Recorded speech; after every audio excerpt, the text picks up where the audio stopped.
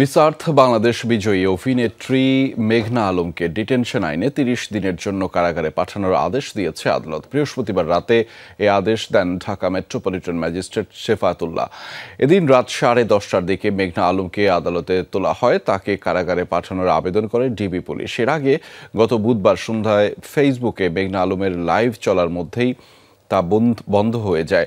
সেখানে তিনি অভিযোগ করেন, তার বাসার দরজা ভেঙে পুলিশ পরিচয়ধারীরা ভেতরে প্রবেশ করে।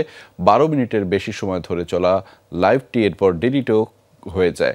ডিটেনশন আইনে সরকার কোনো ব্যক্তিকে আদালতের আনুষ্ঠানিক বিচার ছাড়াই নির্দিষ্ট সময়ের জন্য আটক বা বন্দী করতে পারে। 2020 সালের 5 অক্টোবর মিস আর্থ বাংলাদেশ প্রতিযোগিতায় বিজয়ী হন মেঘনা আলম।